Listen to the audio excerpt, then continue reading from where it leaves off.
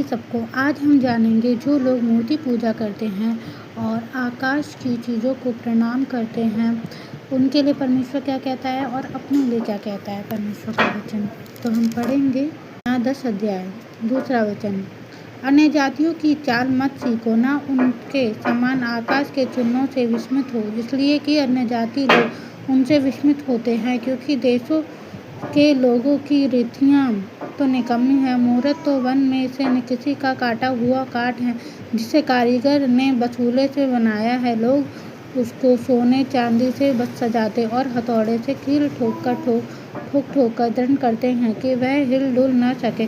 वह ककड़ी के खेत में खड़े पुतले के समान है, पर वे बोल नहीं सकती। उन्हें उठाए फिरना पड़ता है, क्योंकि वे चल नहीं सकती। उनसे मत डरो, क्योंकि ना तो वे कुछ बुरा कर सकती हैं और ना कुछ भला। मूर्तियों से क्या शिक्षा, वे तो काठ ही हैं।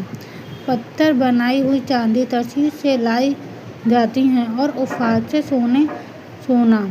वे कारीगर और सुनार के हाथों की कारीगरी हैं। उनके पहरावे नीले और बैंगनी रंग के वस्त्र हैं। उनमें जो कुछ है वह निपुण कारीगरों की कारीगरी ही है। हालेलुया। इन मूर्तियों को आप पूजते हो, वह किसी इंसान के हाथों की बनाई हुई कारीगरी है और उनसे कोई भी शिक्षा प्राप्त नहीं होती, और हमें ना उनसे डरना चाहिए और ना हमारा उनसे कुछ भला होता है और ना हमारा उनसे कुछ बुरा होता है, क्योंकि वो है एक मूर्ति।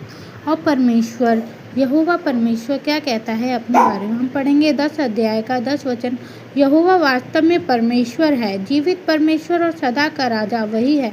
उसके प्रकोप से पृथ्वी कांपती है और जाति जाति के लोग उसके क्रोध को सह नहीं सकते। हालेलुया। परंतु हमारा परमेश्वर यहोवा वास्तव में ही परमेश्वर है। पृथ्वी को बनाया तो पृथ्वी उसके प्रकोप से कांपती भी है। परमेश्वर यहोवा हमारा सदा का राजा है और कोई भी लोग, किसी भी जाति के लोग उसके क्रोध को सह नहीं सकते। हालेलुया। वास्तव में हमारा परमेश्वर यहोवा एक महान परमेश्वर है, प्रतापी भी है और भला भी करने वाला है, करुणा में परमेश्वर है। हालेलुया। इस वचन के पढ़े और सुने जाने पे आप सबको आशीष मिले। परमेश्वर इन वचनों के द्वारा आपसे बात करे। जय मसीह की सबको।